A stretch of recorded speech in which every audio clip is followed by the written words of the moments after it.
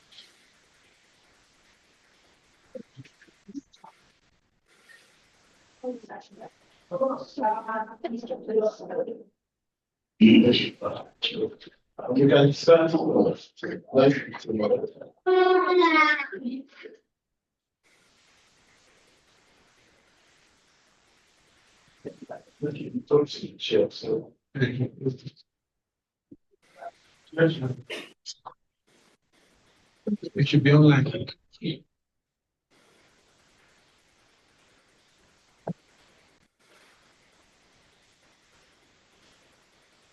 Hello, can you hear us? Are you talking to me? Yes, we can start. Yes. Please. Oh, we can start. Okay, who's with us? Okay. Good morning, everyone. I am Tosin Adeshokun Oh, from Obafemi University, Ileife. So I'll be starting. I'm Ololade Asake. okay. I can give an introduction.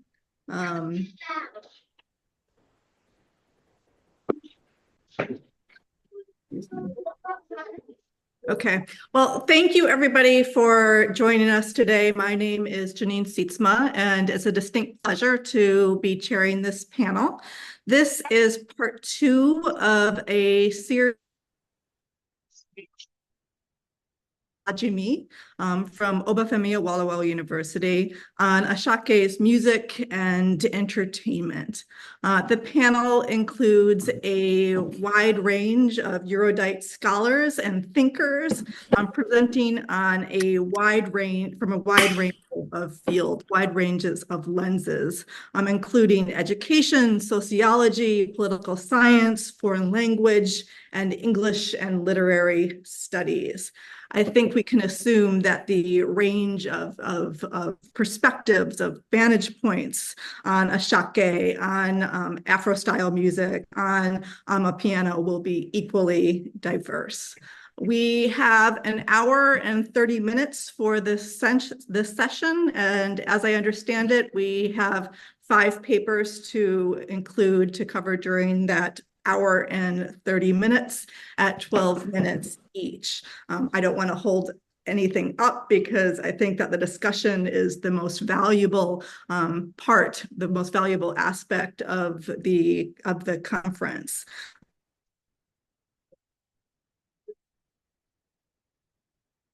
So I will raise my hand, my virtual, as we get towards 12 minutes, and if somebody does go over, I will put them up to get things going. The remaining of our time will be reserved for conversation.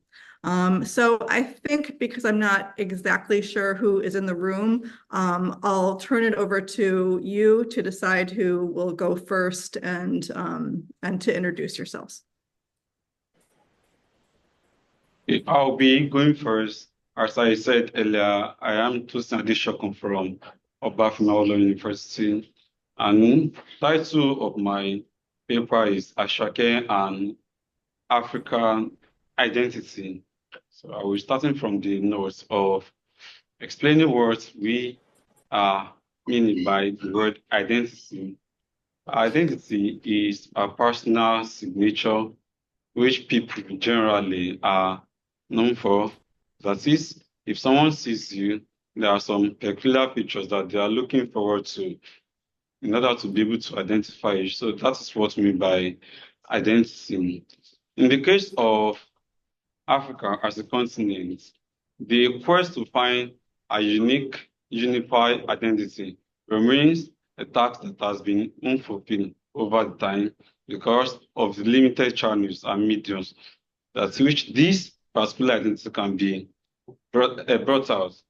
For instance, people have used various methods, but the one that I'll be considering this paper is music, which I call the soul of life. It has been for granted over the time as a tool I wish people use to let their voices be heard, be known, and be listened to. And this particular issue of identity has been in the history.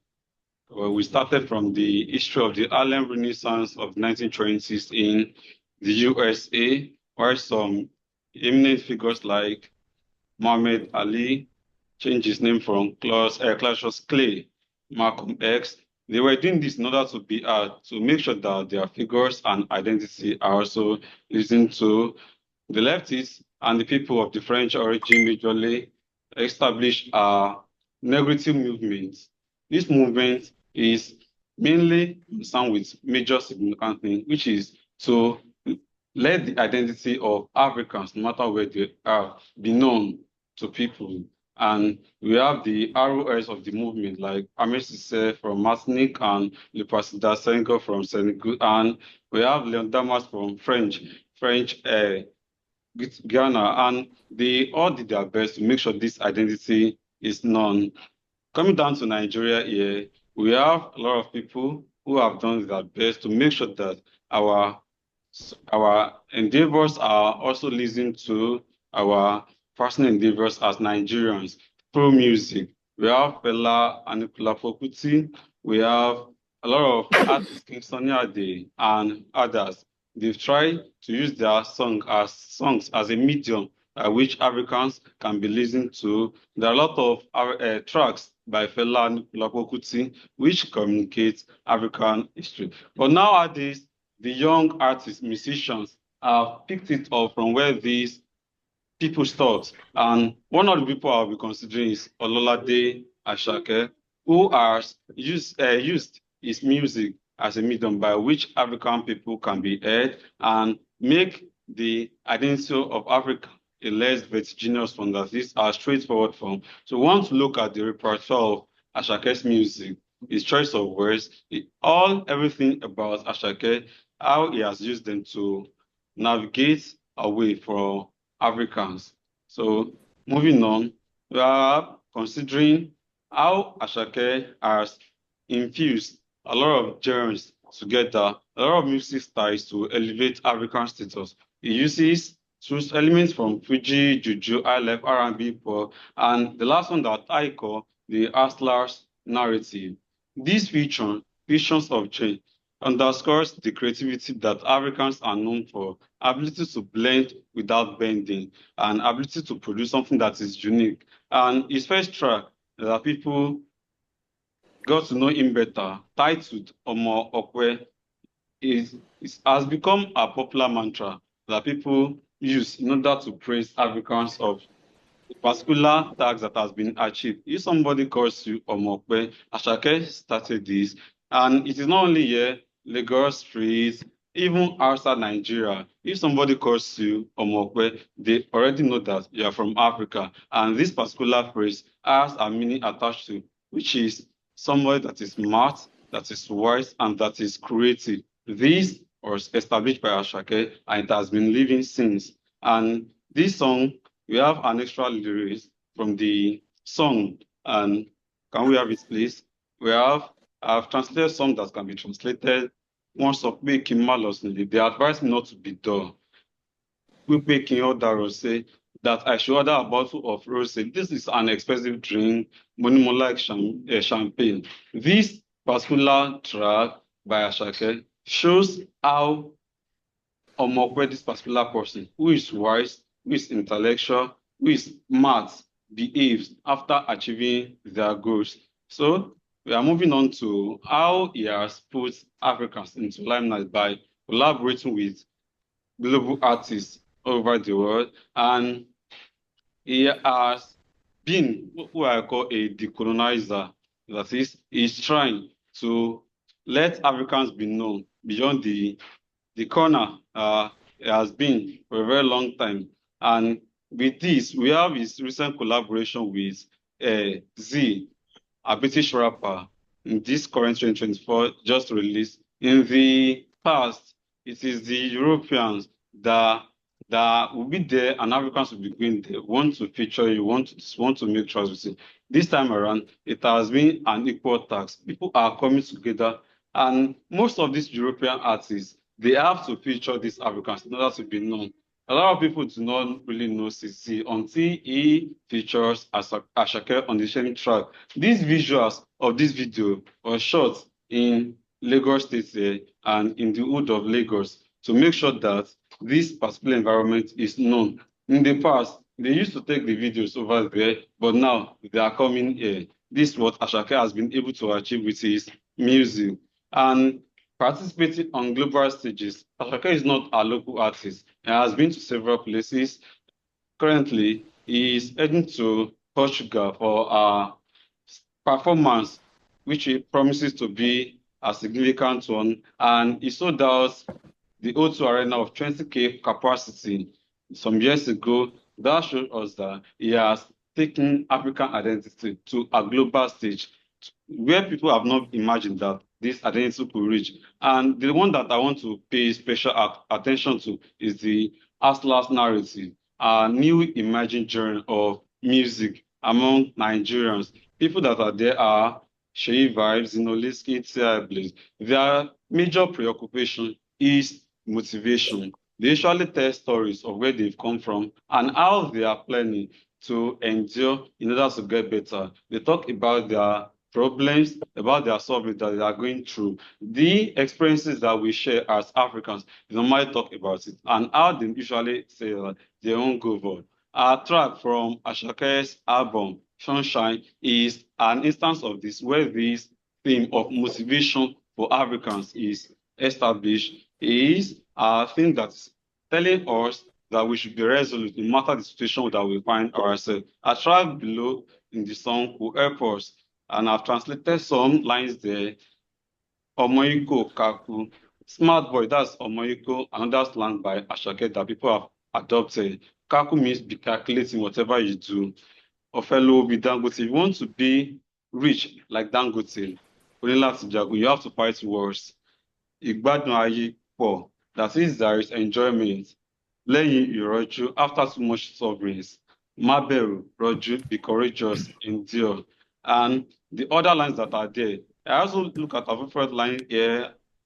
Ọmọ lòun lè wá kú, that is, there is a particular child that complains over problems. In now contrast with another child, Abutgbe Banku. Banku is a special dish by the Ghanaian community that is made from cassava. And this particular dish is not for people of the elevated stages, but people that are just coming up. A child is complaining. He says that he won't be complaining. He will accept whatever he sees and go up with it. That is what Africans are known for. Resolute, adamant, and very tangible in quest for their goals. Asake tells us this. And then last part, he also expresses his trust in God by saying, Highly Celestial handles my situation, all my pain and trouble. He knows that there are troubles in Africa, but with time, if we endure, we are going to get better. We are going to go global. Nobody starts from the top. We start little by little. These problems are what Africans face on a daily basis. And Asake shares experiences with us,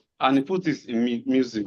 We are moving on to how Asake is able to weave words into languages. If you are not a smart person, you just be dancing without knowing the depth of the music that Asake sings. In just 2 minutes, 14 seconds, he retells the stories of the old Oyo Empire, and it teaches us, he is didactic, it teaches us moral lessons there. He superimposed the theme of, if someone is so wise, he makes reference to a particular person who steals artifacts from his kingdom and says it to a wise person in the past, and then claiming to be wise. In the long run, his secret is exposed and is being captured. Here, Asake is a multitasker, performing the role of a musician and also a facilitator. I've called him a decolonizer before. He's trying to decolonize people. And how do you decolonize? By teaching the young ones, by enculturating them on what they need to know. And most of his messages are better explained in his visual abilities. He studied Asake from University of Ife, then University. He studies dramatic arts. He knows the implication of kinesics, visual, auditory, haptics, all these visual elements to express his intention. You can see a picture where he's performing the role of a teacher. And then we are moving on to how Asake has used his particular music to project and to establish the fact that African has become a very recognized identity in the global outlook. Conclusion, considering the Asake's particular genre of music, we have seen that he establishes himself as someone that is different, that should be had in elevating the voices of Africans in general. He has also challenged the white dominance when it comes to music. The whites believe that, and the people from other continents believe that there is a particular way which music should be sung. Asake changes the narrative that Africans are also special. And that has been proven by the fact that CZ, a British rapper, comes into Nigeria to feature him. And I believe by this understanding, we've seen how Asake has used his style, music, behavior, and culture to elevate and amplify African voices. Thank you. This was wonderful. Thank you.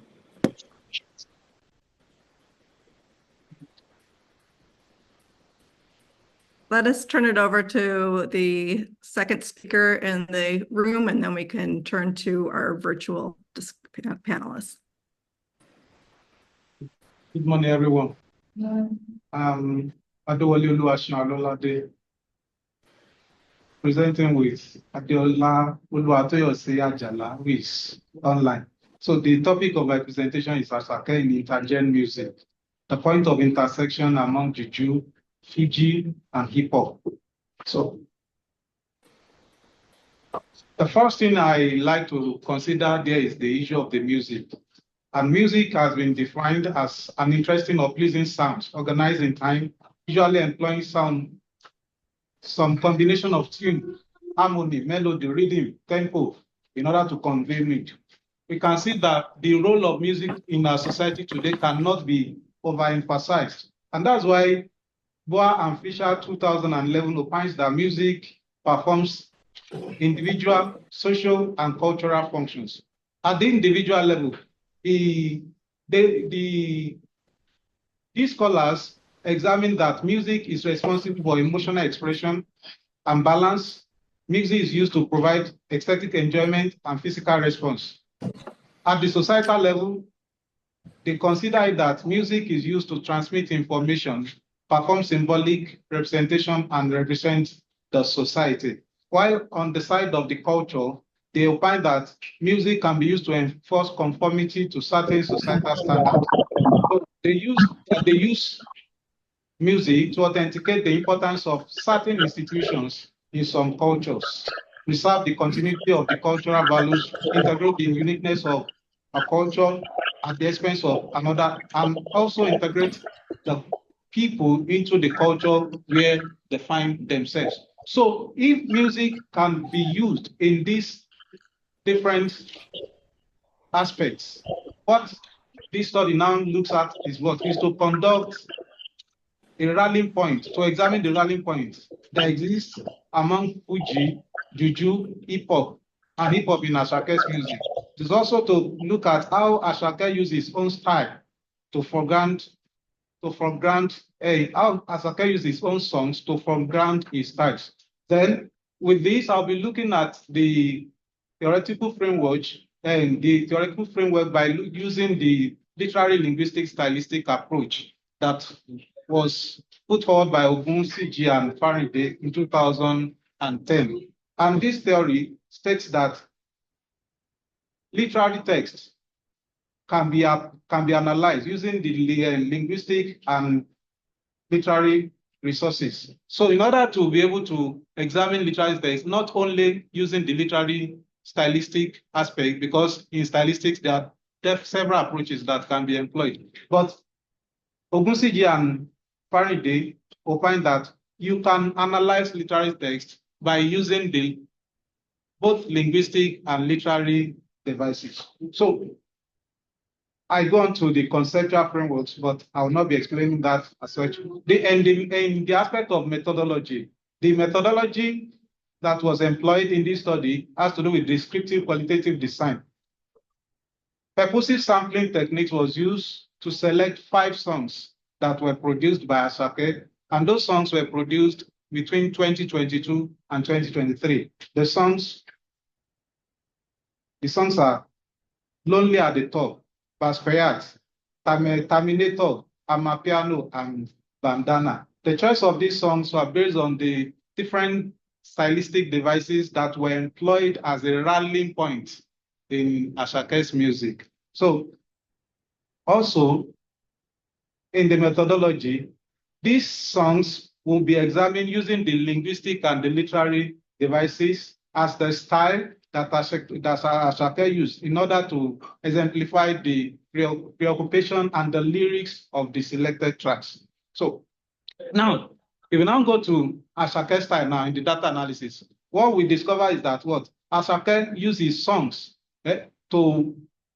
in his songs, he adopts elements of Fuji, mainly because Asake will tell you that he's singing Fuji. But not only Fuji and singing Fuji, but he has also been able to blend Fuji with other aspects of Yoruba language and Pidgin in order to craft memorable lines which are stunning and evocative to the people. He also captivates his audience with the unique use of Afrobeats, Fuji, hip hop, and street language by using his rap verse, which is infused with Yoruba phrases and street slangs in order to help to liberate the younger generation.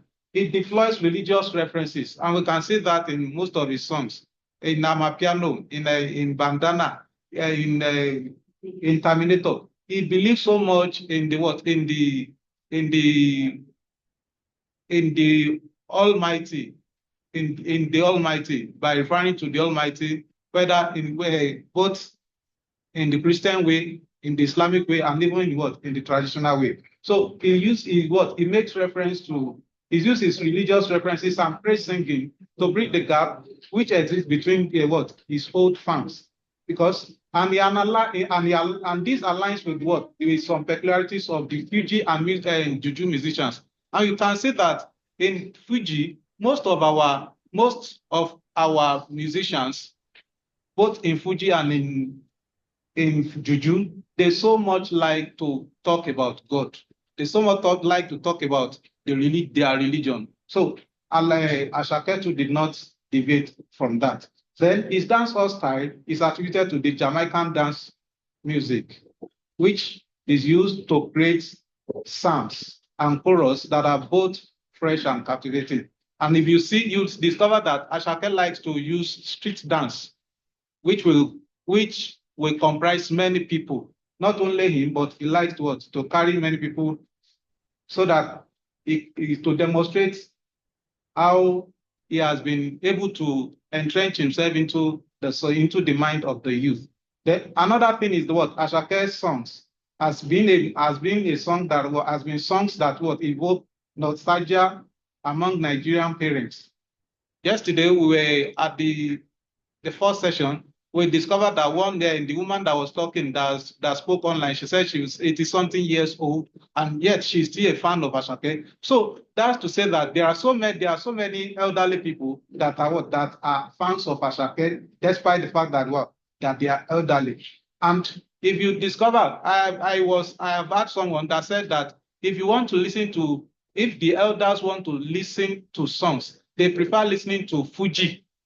They prefer listening to Fuji. And it's only very few that listens to Juju, but they also listen to Juju too. But if you look at the style of Asake, both the young and the old, they sing these songs. So he's also fond of sharing pleasant memories, just like the last presenters have said that what he used in 2 minutes 40 something seconds, Asake will tell history. And he's able to do that within a very short period of time. So another thing is what in Asake's song, Asake did not only do that, but he used his own song to make allusion. And in his allusion, he can allude religious words, and also he even make his own presentations to what to make allusion to the ROS in the music industry. Where is it in Amapiano that he was talking about Ebenezer Obey, the commander. He was talking about some other people too. He was talking about Ebenezer Obey, the commander, and someone in Capo di Tutti, and so on and so forth. In Basquiat, he was able to identify the work of art presented by an artist who died at the age of 27. That's Jean-Michel Basquiat in the US, who happens to be an artist that used his work to preach several messages among the people. So he alludes, and another thing is what Asake did not only sing his songs alone, because the 5 tracks that I am considering here, 3 of the songs were songs that we sang singularly, but there are the other 2 songs, he did them by collaborating with what? With other musicians, with other musicians in the music industry. So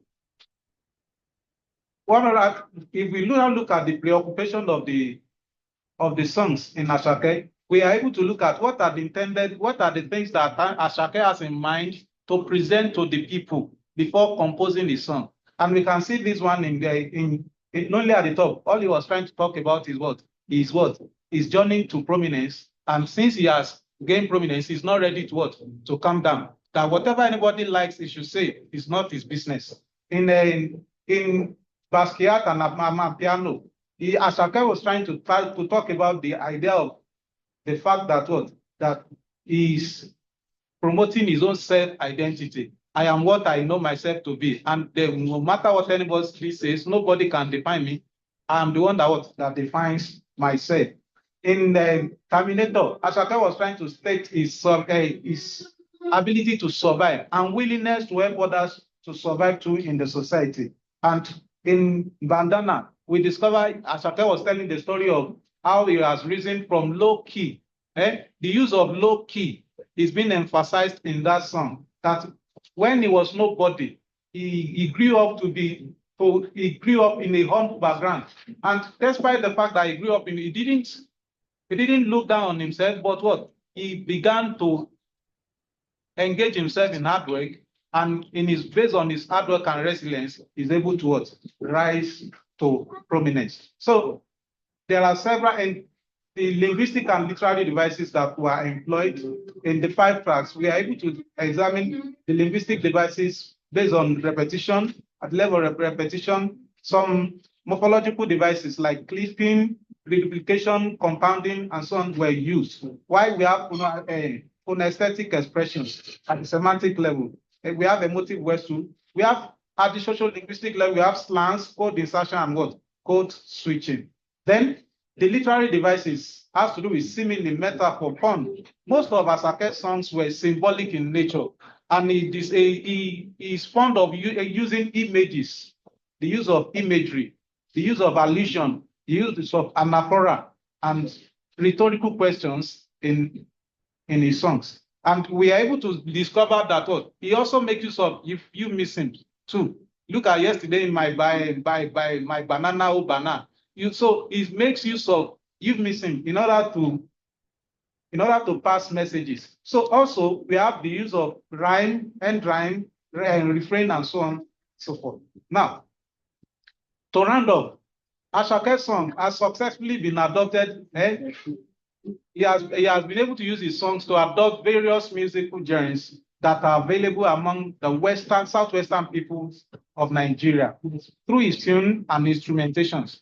You can see not only in his songs, he has been able to adopt all the available genres that are in the southwestern part of Nigeria. Then his brand aligns with the youth ideology of self-awareness, determination, personal interest, respect for contractual agreements, achieving success through the help of the Almighty, as promoted by other musicians in other genres too. And at the same time, he did not leave out the elderly in the world, in the society. Asake used his brand to propagate the gospel of the Yoruba language among the multilingual space of Nigeria and in the entire world. Thank you very much. Hello, please. I have a question. One of the presenters, Kehinde Fakonbi, is making effort to locate the venue. So please, where are you? What faculty? What building? Faculty of Arts block. Faculty of Art block. Okay, thank you. B212. B212. Yes, I am.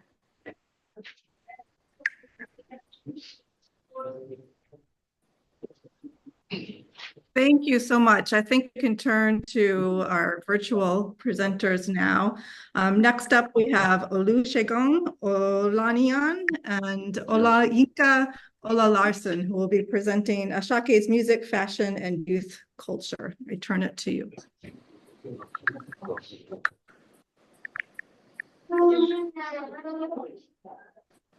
Good morning, the panelists. Good morning, panelists. My fellow colleagues and ladies and gentlemen, my name is Olayinka Olalarson, and I'm here with my other two colleagues, Olusegun Olaniyan and Taiwo Akinyemi. I'll be presenting on Asake's music, fashion, and youth culture, the value of Get Rich Quick syndrome in Nigeria. I'll be sharing my screen to you for the slides.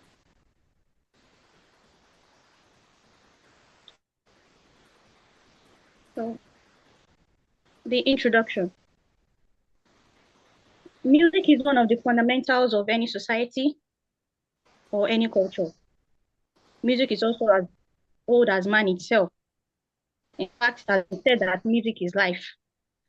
And for any nation or any society's development, music is a great vessel.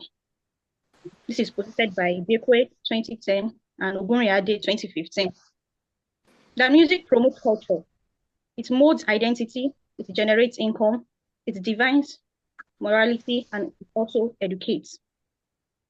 Therefore, the relevance of roles, the people who do music, and its effects on people, especially youth and the society at large, is worth noting.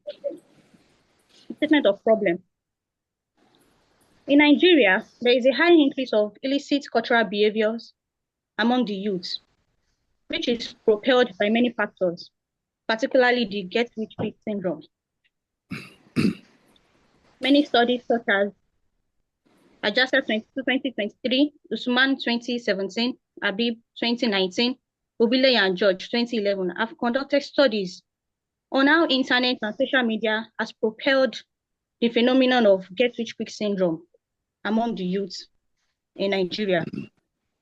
However, only a few have shown the role of music in the propagation of this syndrome on youth in Nigeria or among youth in Nigeria. In fact, no studies have sampled youth culture through the muse of Asake as related to Get Rich Quick syndrome. What is then the literature review? What is then Get Rich Quick syndrome? Just like Ogra 2022 said, he said Get Rich Quick syndrome, which is also known as fast money syndrome, is a prevalent social and ethical issue in Nigeria that prompts individuals to seek out immoral or unlawful means of obtaining financial gain. Youth culture basically is the total way of life of youth, especially their behavioral patterns. And how does music influence Get Rich Quick syndrome among youth?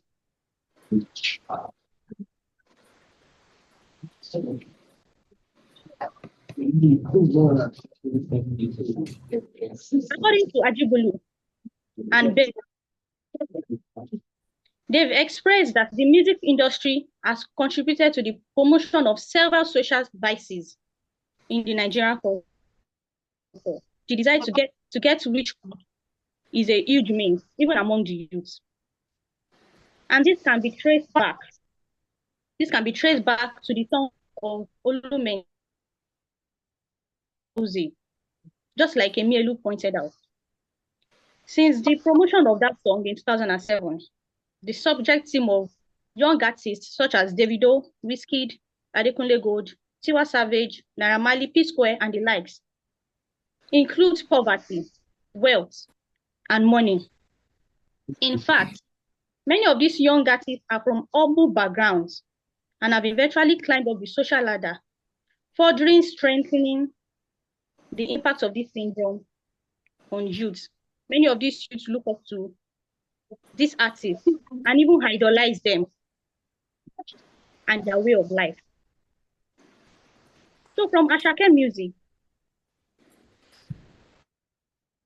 it is definitely known as one of the fast-growing young artists in the music industry. His music is one of the first to reckon with, particularly among the youths. With local and international success, Asake music is one of the most listened and streamed music of the 21st century. However, the findings of this study have discovered that the relationship between his music and get-rich-quick syndrome. Despite the fact that his songs have encouraged getting out of comfort zone and striving hard to get to the top, his songs also encourages getting money at all costs without minding what the society says. Some of his songs include Lonely at the Top, Loaded, and Blessing, among others. Also, his songs have been found to influence the culture of the youth in the sense that the public display of the use of psychotic drugs, such as Molly, balanced display of naked girls, flamboyant display of material things, such as cars, money, houses, clothes, among other things, has further glorified coitus, eroticism, misogynism, and illegal wet-seeking methods that have eventually shaped the worldview of young people. This study actually made use of the methodology. This study actually made use of secondary data to gather information from available journals, books, and newspapers on the subject matter of get-rich-quick syndrome. And even ethnomusicological approach was used to unravel Asake music and how it promotes the get-rich-quick syndrome in Nigeria. Ethnomusicology approach is to understand human behavior through musical rhythms that focuses on meaning systems and complex context through which music reflects mundane activities, just like Silva's 2020 said. So this study explored the lyrical power of Asake music, even as a communicative expression, and its role in promoting youth culture and identity. Just like I said earlier, looking at his music like Lonely at the Top, Loaded, and Blessings, many of his lyrics have actually portrayed the means of getting money, even without minding what the society says. And this has further impacted on the way youth have actually even in Nigeria. In conclusion, having discussed the phenomenon of get-rich-quick syndrome in the context of Asake music, in order to provide solutions to the negative impact of Nigerian hip-hop youth culture, there should be a sensory board, such as the National Orientation Agency, slated to checkmate these songs before it is sent out to the public, to avoid further decadence on morals in the society. Thank you very much. Thank you.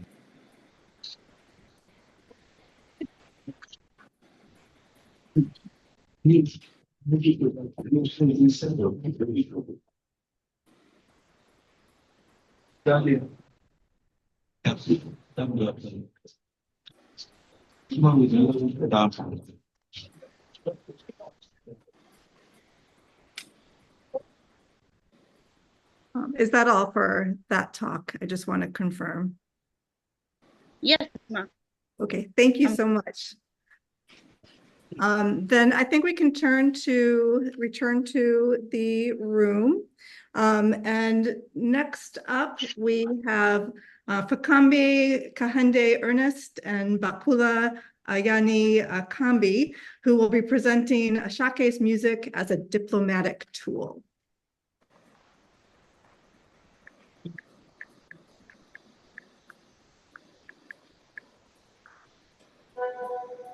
Is Falcon be in the auditorium? As he arrived, he was struggling to get the venue.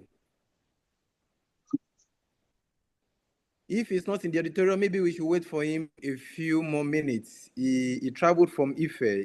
I was worried why he was unable to get his venue. He was complaining that he was from Ife. He arrived yesterday. He is not familiar with Lagos, not to talk of Unila campus. So he's struggling to get the venue. Maybe we should go on to some other things. He will join us in a few minutes.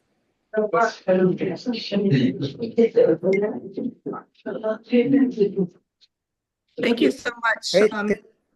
Can the Falcon be not yet in the auditorium? Maybe we should wait for him in the next few minutes. We could switch up the order and turn to the next presenter, Ifoma, if you are ready.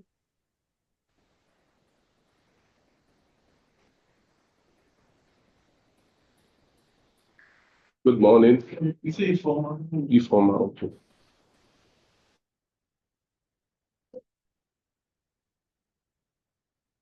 Ifoma, I can see you are online.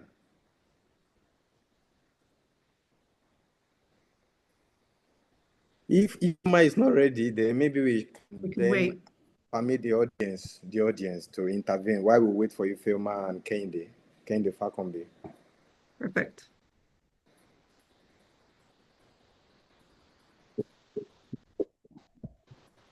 Good morning, Chair. Good morning, Chair. Good morning. I've been delegated to join this session by Prof. Said. I don't know if I have the permission to carry on with my presentation.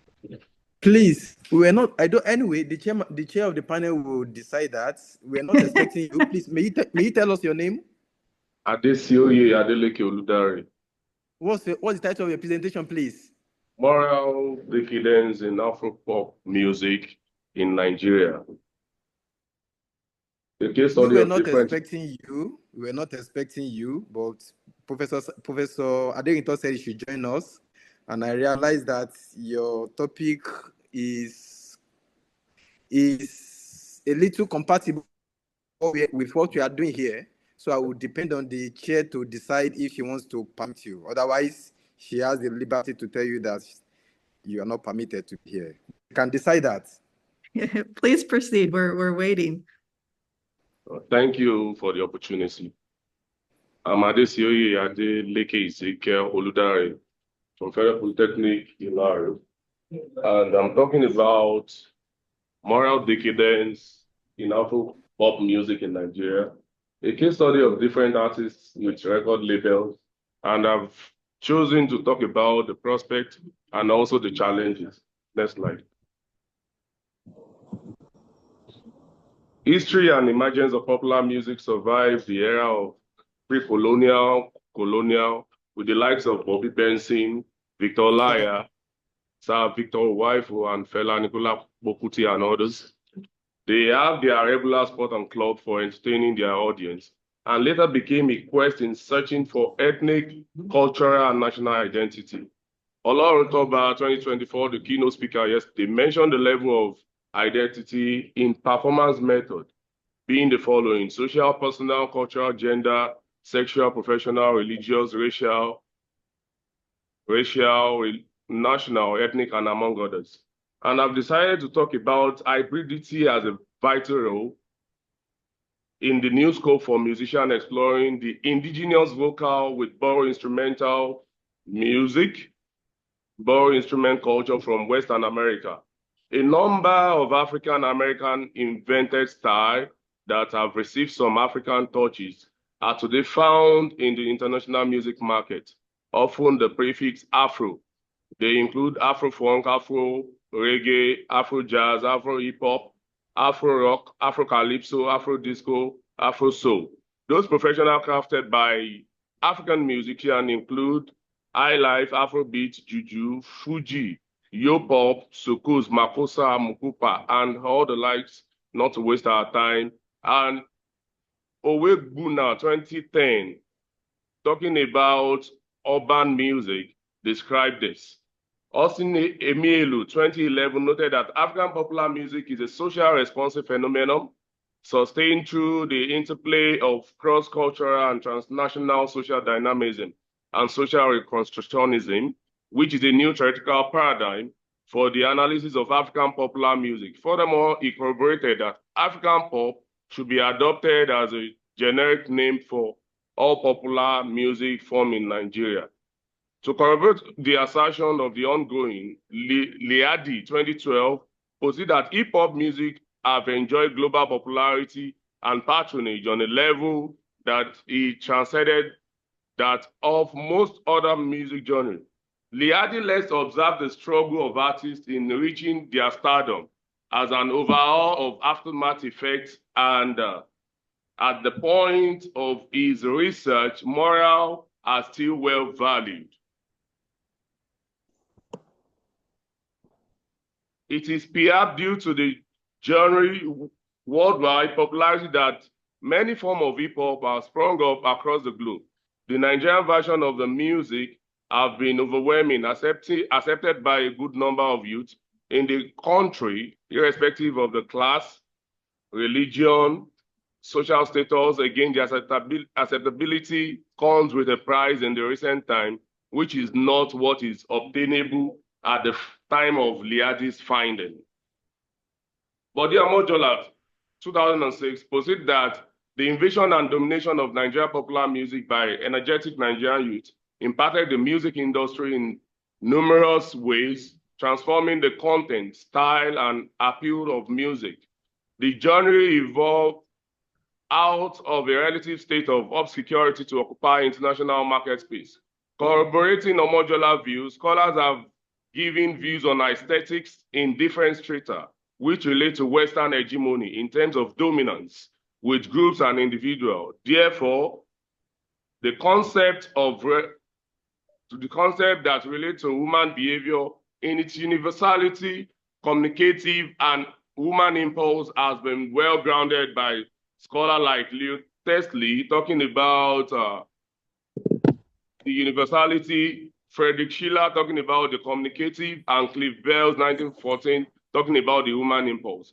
Moral decadence in Afro-pop music in Nigeria is associated with ills and deficiencies. Adesioye 2024 posted that the true value of human existence is to impact the society through communism. Roland Abiodun 2001 elucidates that impact of Yoruba aesthetics in the African arts and humanities. This further corroborates the value of Omoluabi. I'm talking about moral decadence. So I'm talking about the ills we have in the society. So Omoluabi is a concept in Yoruba aesthetics that when you're going through toys and tomb, you maintain your position. Omoluabi meaning a respected person as a beauty in the Yoruba paradigm. The detrimental attitude of artists to get to the limelight is unbearable. This has defaulted the position of Roland. Roland in the concept of Iwa and Omoluabi character, which has different strata in Yoruba idioms, which has been totally eroded by the Afro-pop musician of this era. Morality can be ascribed to character, decency, and respect. Ìwà lẹ́wà, character of beauty. Ìwà rere lẹ̀ṣọ́ ènìyàn, good character is the hallmark of woman. Onínúure, the mind with good intention. This study aimed at investigating the moral decadence in Afro-pop music, which has less attract the attention of musicologists, considering its relevance in the field of sociology and musicology. Please help me play this music. Yes.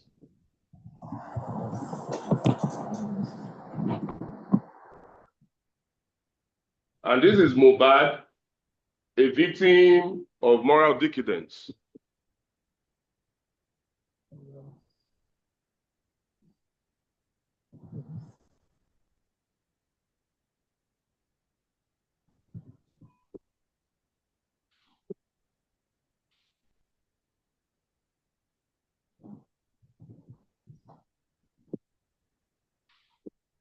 And he's actually expressing his bitterness.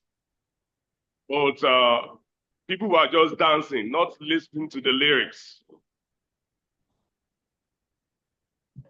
Coming from ghetto.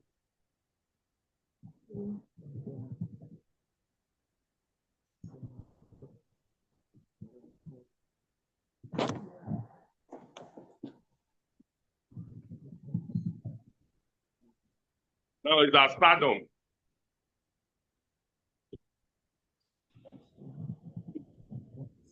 Now go to 10 minutes. It's about 22 minutes. 10 minutes.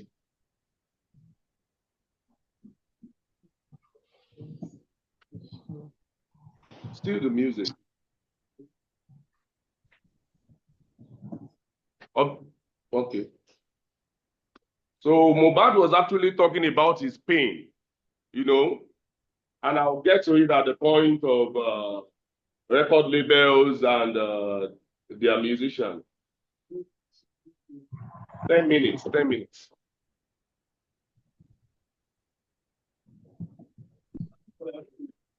We don't have very much time because we have so I'm just trying to address the pain of Mohbad looking for stardom. You can stop it. Looking for stardom, and at the point he got the stardom, he was within a place of no return. And at the point of this study, you would get to know. And the objective of the study to investigate the origin of Afropop, which I've done in the introduction, to observe the developmental stage and benefits of Afropop, talking about the Victor Laya, the pre-colonial, colonial, and where we find ourselves, to examine the influence of foreign musical culture with popular music. You know, this style of gangsterism, if I can be allowed to use the word niggerism, to evaluate the artist's involvement in social issues, cultism and fraternities. You know, during those days when we were growing up, you never dare to say it out that whether you belong to any cult. But now you have the 30 BG saying, yes, I'm Aye. You have the FC, the Whiskey FC saying, oh, also I'm Aye. You have the Burna Boy and the like, associating with fraternities and secret cults. And you have the Ololade saying, no, me, I'm Aye. I can't associate myself with you, even if you are calling me in America to come and have a dinner with you. These are recent happenings. So also to engage the role played by record labels, fans, and patrons. Agreement between the artists, record label like Kenny Music, Chocolate Music, and Starboy Record. Now for Kenny's music, the exploitation done by the record label to Two-Face. We all know Chocolate City. I was privileged to talk to Brimo, and he came to my studio for a series of sessions, and he explained his pain about signing into Chocolate City, and went for a gig, and Chocolate City sued him, and for like 2-3 years, he was unable to go to any show, and they render him useless. And for Starboy actually signed LAX. And I have a relationship with LAX by actually building his studio and working with him as a musician and as an instrumentalist. So the conceptual framework, the framework adopted the universality concept that regards art as a natural category of human activity and experience. Methodology, the anthropological mode, which includes participant observation, you know, participant observation. A great. So I talk about the challenges and the prospects. So the prospect, my findings reveal a great view. Artists can now own a record label. You know, before it was just Kenny's music, Sony's music, Empire's music. So, and before you can be signed, you have to be at the top. But the liberation of artists having their own record label now has actually impacted Nigerian music, the Afropop music. Artists sign their endorsement without the middlemen and promoters. Before, you must have one middleman that will connect you to the company, but they do that on their own. Artists can work with live band. You can see Mubad. I just use Mubad as a case study. I have other artists, and because this is academia, I don't just want to bog the, what do you call it? They work with more videos. Artists can work with live band and own their studio. I mentioned that I actually build LAX studio. Organization of tours are done. Artists which help them in the aspect of organizations of tours are done. Artists which help them in the aspect of music business. What I'm trying to say there now is that everybody is talking about O2 Arena. Burna Boy has performed in the O2 Arena. Wizkid, Omo Baba Olowo, Davido. Before, you can't perform in O2 Arena without these middlemen and promoters. But now they can sign and have their own show. Viewers on the indigenous satellites like the DSTV, GoTV, hardly listen to American pop. Before, we used to listen to Trace, we used to listen to Hip TV, we used to listen to these foreign TVs, but now they hardly listen to it because we have more than enough Afropop musicians. And that has given a great paradigm shift. Guardian and parents now encourage their children to study music. During the days where we study music, they will say, you don't have anything to do. You are a lazy folk. Can you really make it? Now, guardians are saying, go and study music. There is money in music. An enrollment of those that want to study music in higher institution of learning is tremendous now. We can all attest to that as ethnomusicology and musicologists. Before, you see music students, no more than 20, no more than 15. Now, you see them in great numbers. Now, the challenges. It's shocking to note that... I'm sorry to interrupt, but I think we need to cut it off because we just have 20 minutes for two more presenters. Do you have any concluding remarks? Now, my concluding remark is that government of Nigeria should consider entertainment as a fast-growing venture. And if they can invest in these artists, it will not just give national identity, but all the identity explained by the performance method by Olorun Toba. Also, the private sector of the economy should commercialize entertainment and place it on the stock market. I think the work on that is ongoing, you know. The CEO of UBA with Wizkid, the collaboration. And finally, the security of lives and property is one of the functions of government. Any group of fraternity should be charged to curb social menace. Thank you. Thank you so much. I understand that Kehinde Fakambi is in the room, so I will turn it over to you.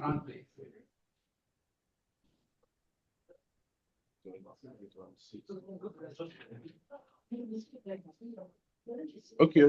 Sit down.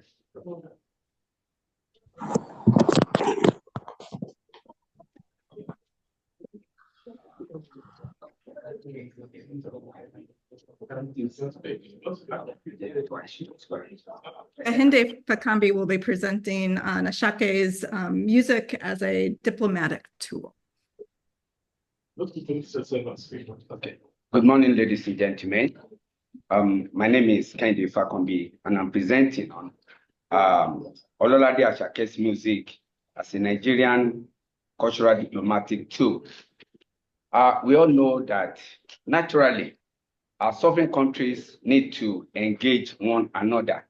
And of course, traditionally, we have diplomacy that is trying to solve issues among countries using communication and all that. But in recent times, we realize that there are other soft ways of engaging countries in such a manner as to ensure that relations of countries are better made than using military and other things. In the introduction, the thesis of this article is the deployment of music as a diplomatic tool among sovereign entities. Naturally, people don't take music seriously. People feel that music is just there. In fact, some people that are religiously inclined just feel that music is there. However, this study wishes to point out that music is a universal language in the sense that even though you do not understand the lyrics, but you have to wriggle your ways to the reading of the music. And as such, whichever language a music is being sung, somebody definitely will listen to it. And it is on the basis of this we want to use Asake's music as a cultural diplomatic tool to sell Nigeria to Africa and the global world. Let's go to conceptual clarifications. There are certain concepts in the topic that we need to really delineate for better understanding and clarification. In the first place, culture is very germane. Culture, as we all know, is a way of life of people. And I must emphasize at this juncture that culture is environment specific. What is culturally acceptable in a particular society, it is not culturally acceptable in other communities. I think we learned in sociology that there's a place in Nigeria around North Central, about 400-500 years ago, that if a man visits a family, the head of the family will allow the visitor to have advantage of the wife. Even though they are disputing it, it is their culture. If you try that in the southern part of Nigeria among the Yorubas and the Igbos, it might end up in beheading. So culture is very critical to this study. Then also music. Music also is very pivotal to this study in the sense that Asake has deployed music as a tool of diplomacy in order to better enhance and convince non-Nigerians about how good Nigerian culture is, how better Nigerians are, trying to change the impression. Some of our presidents have said that Nigerian youths are lazy, Nigerian youths are this, and then aside that, some people know Nigeria as Nigerian youths as Yahoo guys. So Asake has deployed his music tremendously in the UK, in the US, in Benin Republic, in France, in order to sell Nigeria abroad. So music can be said to be fundamentally ambivalent. We have various genres of music. We have people that sang juju, we have akpala, and all of that. Then another concept that will be explained is cultural diplomacy. Cultural diplomacy basically implies, it was coined by Milton Cummings as the exchange of ideas, informations, value, system, tradition, beliefs, and other aspects of culture with the intention of fostering mutual understanding. We realize that cultural diplomacy is relatively new as far as international relations and politics is concerned. Before, it was traditional diplomacy, sending ambassadors to other countries in order to enhance the image of a country. But in recent times, we realize that there is need to go beyond that threshold in order to ensure that we let other people know our culture, we let other people know, to have a different opinion about the propaganda that has been made about Nigeria. And that is what Asake and some other youngsters are doing. Then also, I would like to explain soft power. As defining soft power itself does not lend itself to easy definition.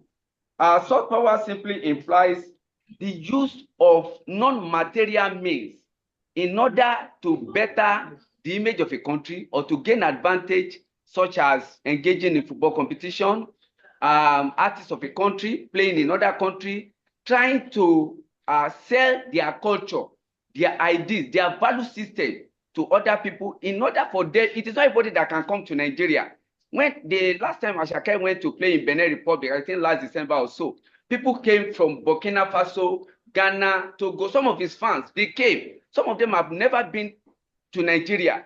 At least for some time, I've stayed in Benin Republic. In most of their clubs, in most of their events and shows, they play more Nigerian music than their own indigenous musicians. And Asake's music is one of the music that resonates in all these West African countries. Then for the theoretical framework, because of our time, I would like to anchor this study on cosmopolitan constructivism theory. It was propounded by Rivers, the theory presupposes that cultural diplomacy is a celebration of social exchanges, cultural differences, personal encounters promoting mutual understanding.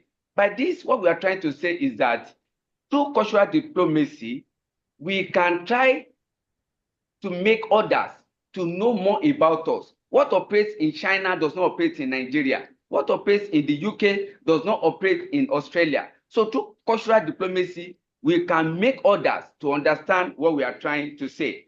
Just like in China, they have a very different ball game when it comes to cultural practices.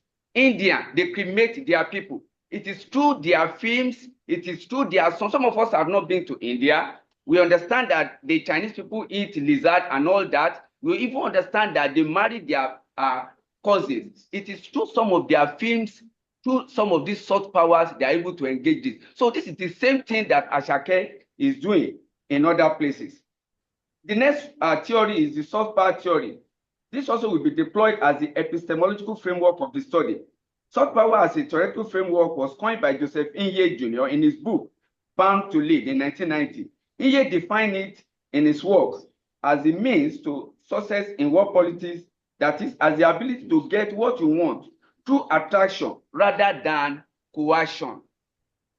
Soft power simply means that, for instance, as President Tinubu wants the Niger Republic and the two other countries that are being led by the military to revert back to civilian rule. We don't have to take military there to go and fight. What soft power as a theory is trying to teach is that there are other ways in which we can penetrate or percolate these people in order to bind them to our own perspective or the context in which we want them to be, rather than forcing them. I go to the persons of Asake because Asake happens to be the very central, the locus classicus of this study. Asake's real name is Ahmed Ololade. He's a graduate of Obafemi Awolowo University in Ile-Ife, Osun State. He studied theater and dramatic arts at OAU. He began releasing music in 2017, and his career took off in 2022 with the single Mr. Money, followed by a remix with Zlatan and Peruzzi. In February 2022, Asake joined hands with Olamide and signed Asake to his YBNL record imprint. That same month, he released his debut, which extended play, Ololade. Now, let's look at Asake as a cultural ambassador. This is the very cross of the issue. We've been having different traditional ambassadors. But then before Asake, there are people that have sold Africa, Nigeria, to the global arena. The likes of King Sunny Ade, the likes of the late Fela Anikulapo Kuti, Barrister, and others, who have made non-Nigerians to even know more about African culture, especially Nigerian culture. But among the youngsters that we have, Asake is among the music greats that is trying to take the Nigerian name beyond the shores of Africa. Ololade Asake, in the footsteps of the aforementioned greats, that is King Sunny Ade, Ayinde Barrister, King Wasiu Ayinde, the late Yusuf Olatunji, late Ayinla Omowura, Pasuma Alabi, and even some people count Saheed Osupa to be a rough musician. But if you're a Yoruba person and you understand Yoruba too well, his music has a lot of depth, which teaches folklore, morals, and some other things. So Asake is trying to follow in the footsteps of these people. Asake has followed in the footsteps of the aforementioned late and living music greats. He has helped in popularizing Nigerian culture in places like Cotonou, Benin Republic, the United States of America, London in the United Kingdom. Through his music, more non-Nigerians in this country get to know more about Nigeria and our cultures. And it is natural that the more of a country's culture you know, the less you believe in the propaganda that will be bandied about such country. The last time he played in Benin Republic, many of his fans from neighboring countries, such as Togo, Ghana, Burkina Faso, Niger Republic, all took in to Benin Republic to catch a glimpse of their musical idol and the rave of the moment. This feat, no doubt, has helped to further cement and concretize the supremacy and the big brotherhood of Nigeria, especially in the West African sub-region. In sum, this has invariably added him to the pantheon of previous music ambassadors mentioned above, who have deployed the instrumentality of music to help burnish and bolster the image of Nigeria. In conclusion, this article has no doubt interrogated the instrumentality of Ololade Asake's music as a cultural diplomatic tool, with which to further help to sell in quote Nigeria and her values to the world. This, of course, is in addition to the efforts of the international diplomats who work in Nigerian foreign missions abroad. Thank you for listening.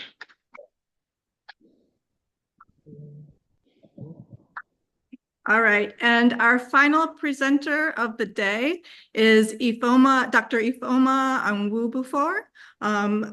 Please welcome her. I apologize, we're going to go a few minutes over today to give her time.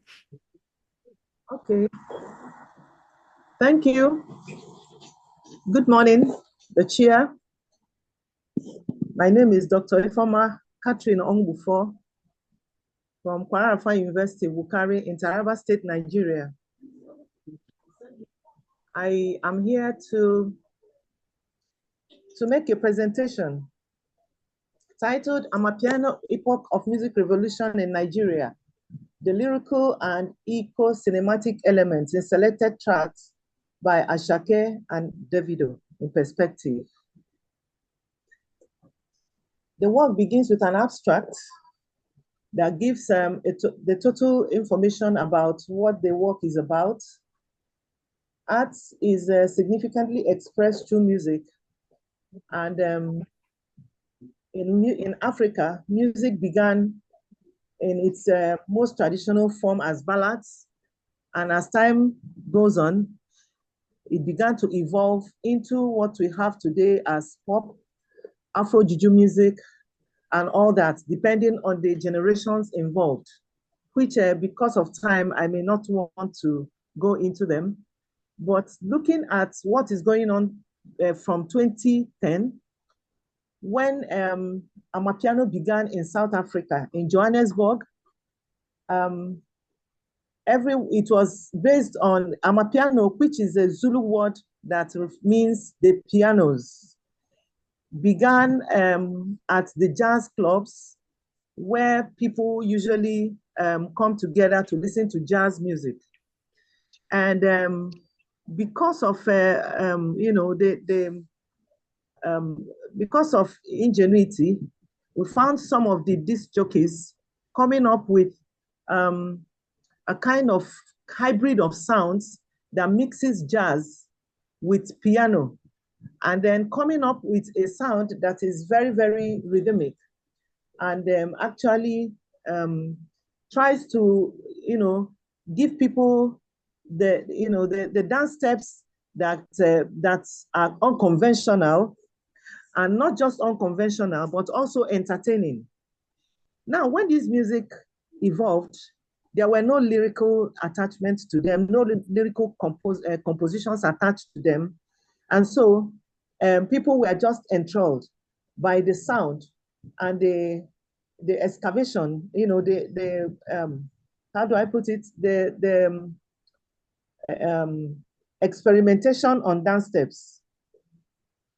But after some time, other people within the continent began to key into the Amapiano world, and then started adding words and lyrics to it, and then bringing in cinematic effects. Now, the work is employing the new historicist theory, which fosters the idea that literature should be studied and interpreted within the context of the history of the author, and of course, the circumstance of the critic too.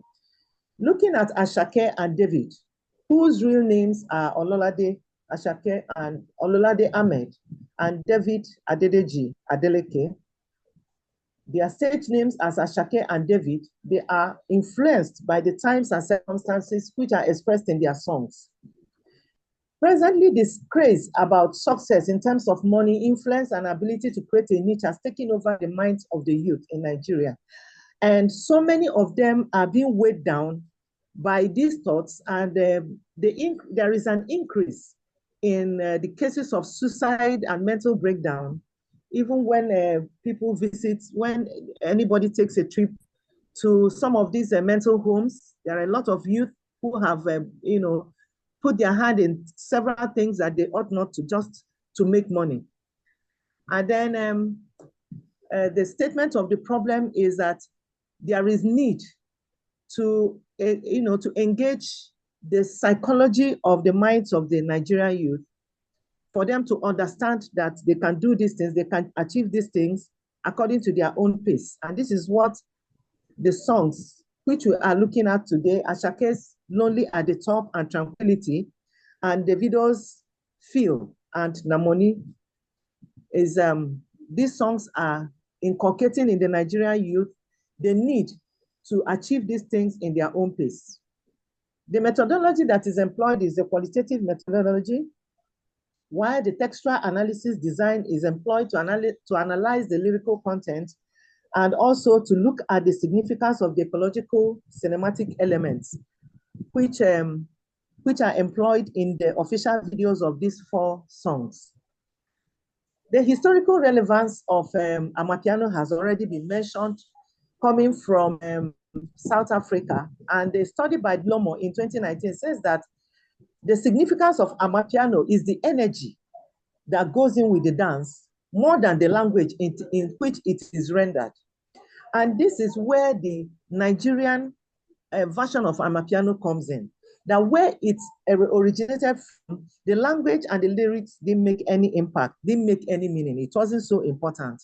But in Nigeria, especially Asake and Davido, they brought in not just the pleasure in the dance, but also they brought in a sense of understanding, a sense of purpose in their lyrics. And then we look at, there is no time, so I will skip a lot of information regarding them. But then, when it comes to the lyrics, from in South Africa, it is known that the lyrics are not that encouraging. In fact, many of the lyrics are said to have, like according to Blomo's study, it says that the lyrics that come with these 5 beats leave much to be desired. A lot of South African, artists, they sing songs that look as if, they compose songs that look as if they are supporting prostitution, narcotic intakes, drug abuse, and all that. But in Asake's case, Lonely at the Top is deemed as Asake's most successful track. It expresses the generic ambition of most Nigerians in the present generation, especially in the face of the hardship and aspiration for recognition based on success and outstanding achievements. So we find Asake, praising himself and telling himself that no matter what people say, he is focused on making the money. And this is what he is encouraging most of the Nigerian youth to do. Do not be distracted by anything, what people will say about you, how they perceive you, whether they think you are going to be a success or not. Be consistent and ken your own lane.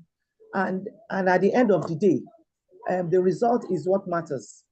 His lyrics are relatable to most struggling Nigerian youths and entertains those who have arrived in the context of the Nigerian social reality. Now, for Davido, Namoni is a track that he performed with the Cavemen and Angelique Kidjo. It's a very colorful, it has a colorful cinematic effect, which shows the beauty of money, the beauty of hard work, and the recognition that hard work can earn you even outside your own individual domains. And so in the content, he is expressing the need for people to work for their own money, for legitimate hustle. Permit me to use hustle in the Nigerian parlance, which also is expressed in his lyrics, where he is adorned in the cinema. He is colorfully adorned with all the people he performs with, And in the process, you find him outside the country being respected even by people who are supposed to, who are supposed to have more, who are supposed to be more influential. And then in Phil, he lays down his guard as a Nigerian. He debunks the manhood of a typical Nigerian man who should be on top of his own game when it comes to amorous relationships. Davido tries to validate the vulnerability of the man, which is un-African. A man is supposed to be a man. You're not supposed to fall in love. You're not supposed to show it, even if you fall in love. But in Phil, we find Davido falling in love, actually, and actually trying to, you can lay down your one female lover. And then, in conclusion, I don't want tranquility. Gives hope to me in Nigeria. And then while Davido's Namoni is a wake-up call for the Nigerian youth to become more industrious in order to gain recognition through legitimate hustles, while Phil expresses a validation of falling genuinely in love by a Nigerian woman and authenticating the realization of manhood on the altar of love. Thank you. Thank you very much. I'd like to take a minute to thank all of our panelists for this illuminating conversation. My research is in contemporary art, so it was a treat to spend some time engaging with this music legend. And of course, this is all connected, art, music, it's all part of culture, it's all connected. I've been told that we have a few more minutes for questions. So I would like to take the opportunity to turn it over to our discussant, Pelumo Folajimi, as well as in case you have any comments, as well as those in our audience. Thank you, Professor Sitma. Just yesterday, I communicated with you via email that I will say nothing, that I will just listen throughout. But the presentations were so provocative that you can hardly resist the temptation of making remarks. I can see that my friend from Harvard, Department of Music, Harvard University is in the auditorium Sunday. Uncle Sunday, I just want to acknowledge you. Thank you so much for your support. You had a Zoom appointment with me and you provided some pieces of advice. Thank you for your advice. I do not take it for granted. I can see that Lara Ewela, my friend who was in the Department of Dramatic Arts, is a senior of Ololade Asake, is also in the auditorium. Lara, your presence. I acknowledge everybody in the auditorium. I cannot mention the names of everybody. Let me, of course, I was curious about Olayinka Olaloson's remarks, some of our remarks about Asake's music. She spoke excellently, very strong arguments. Asake's attitude to women's nudity and things like that, and I appreciate all her contentions. But she also made a very important contention that Ololade Asake is one of the musicians who promotes get rich quick. The idea of get rich quick, which is a syndrome in Nigeria. And I was particularly fascinated about that contention she made. But I'm happy that Dr. Onwugbufo actually addressed that. And our contention is that Ololade Asake says he focuses on his determination and desire to make money in legitimate ways. And he says, I don't care what people say about me, that my soul is fixed on my dreams. And one of the dreams I have set for myself is to make money. Asake does not particularly say we should make money by all means. And of course, in Sunshine, Ololade Asake says, he says, Ìgbádùn pọ̀ lẹ́yìn ìpọ́njú. And then he sets Dangote as his role model for money making. He says, Ìgbádùn pọ̀ lẹ́yìn. He says we should endure. That if we endure, there's a possibility of success. So Asake preaches endurance I'm just calling the attention of that.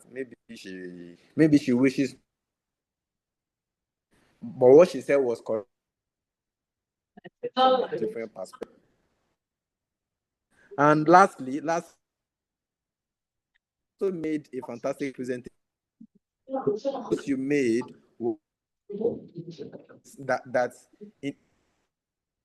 musicians used to look forward to counterpart, but currently the American and European counterparts are looking forward to working with Africans and accept that. And you went further to say that now that currently there is an equal level of relationship between African musicians and American musicians. I'm not sure you want to maintain that position at this moment. I'm not sure you want to maintain that. Of course, the economic and political gap between the flourishing American musicians and the African counterparts is very wide. Even if you look at the Grammy Award ceremonies, who are the people dominating the awards? Just a few, maybe one or two African musicians will win, and the rest of the awards will go. The majority of the award go to the American ones. So I'm not. Maybe you want to maintain that position or you want to reconsider it. I'm done. I want to permit people in the auditorium to make remarks. Thank you.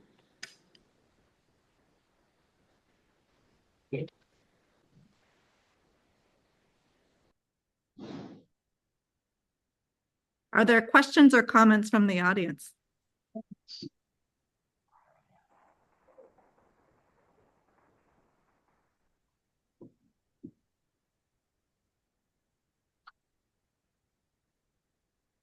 We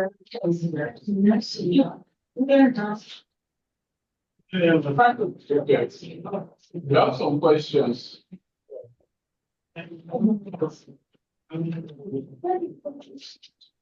Let's go on now. Some people are raising up their hands for questions.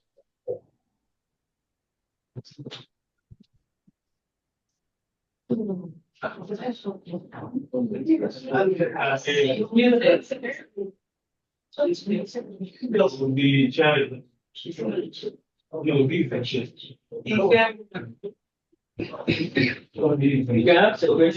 my question goes to Tosi. I think I was particular music student, so you make use of sharing that the new sharing that is now ongoing. So my question goes, what makes a music genre? What makes what you use as a genre? I don't know where you got that quotation.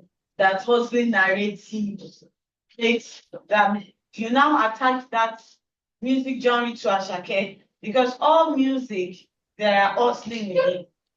Why am I saying that? Mohbad's song talks about hustling.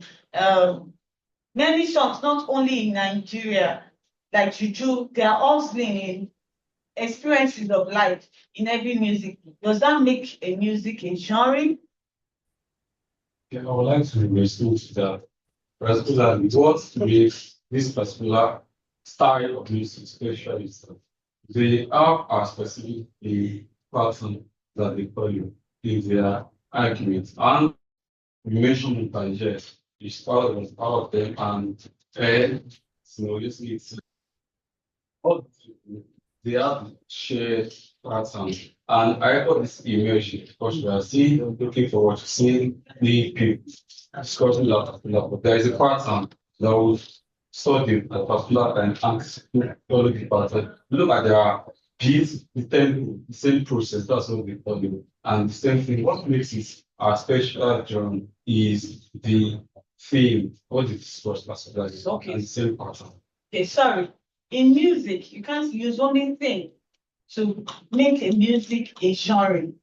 So there are many things that contribute to genre of music. For you using that, that's what I'm asking, where did you get such word as anybody written on that to make that music hustling narrative as a genre? Because a genre goes beyond just theme. The sound is there, the melody, the harmony of the music. So for you, I don't know whether you're the one that tagged it or it is a collective that has come to stay as a result of occurrences.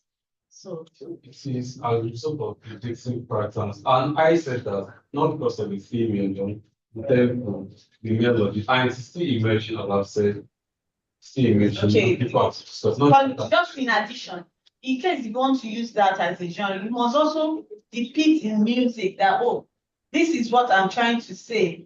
Or unless you don't want to talk about genre, if you want to really talk about style, you can just stick to style. But when you go into genre, it's become complicated using it as that. All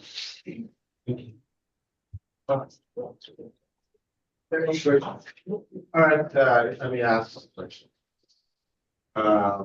First of all, I would suggest to say that we were talking about cultural identity and we were focusing on identification. You understand? And you didn't mention, which I know Asake was trying to sing from his experience. And I would suggest Simon Free talks about identity and music. It's really it differentiate between for you to identify with someone. For example, if I'm wearing a Yoruba attire like this man is wearing, alright, does it make him and people better? You understand? But when you hear me speak about my experience, alright, so you can go do this one, you can this kind of experience from the Yoruba tradition. Or it's from the Igbo tradition. So Simon Free talked about that in dual paper. And so I wanted to talk about Ocean Narrative too. So I think she is here concerned. Then the word Omokwe doesn't start from it has been it's a Yahoo boy thing, you understand? So Okwe is the cash out. All right. So those who cash out are called Omokwe. So he only tried to popularize it in his own music. So yeah, so you should measure there's a difference between something is starting from somebody and somebody is popularizing it. All right, so then the second presenter who talks about the intersection between Juju, Fuji, hip hop. All right, so even this genre of a thing, there's always a very thin line between them. The Juju. I listened to Secret and the Barista who was defining Fuji. He said anybody who is asking for definition of Fuji is it's a thing. He said Onibara and because Fuji is taken from there. And the way he explains it with something we call the one-man band now. Like you see one person singing Juju, singing Apala, singing everything together. He said that's the way it started. And then they also talked about the weary and how they put it together. So, but I'm curious about how you also talk about intersection of Fuji, Juju, and music, and you didn't mention Afrobeat because the Afrobeat itself is a conglomeration of what you just said. All right, so I would have said you talk about Afrobeat because Afrobeat is a popular genre. It's a genre that even they are promoting it over outside Nigeria or outside Africa, so to say. So I'm just if you can be able to do that well. Then it's something that's general to me, I'm a music scholar, all right? And you were talking about music and you are referencing text. Music is not text. I hope you get what I'm saying. So how are you talking about music without referencing music? You're talking about the intersection between Juju, Fuji, hip hop, and then you're talking about text. You can't use text to ground your whatever thing you are talking about and say, oh, they are intersecting because texts are intersecting. Right? But what I think you are referencing is the Yoruba text, which is common to all of them. Yoruba text. So I will just say that you also venture a little bit into music. I know you are not a music scholar. Thank you very much. Thank you so much. We're unfortunately out. Has been a generative conversation to the least, and I'm sure that the conversation will continue in the auditorium as well as virtually. I know I'm available by email or text, and I'm sure many of our panelists are as well. Please join me in thanking our panelists one more time. Bye. Enjoy the rest of your conference.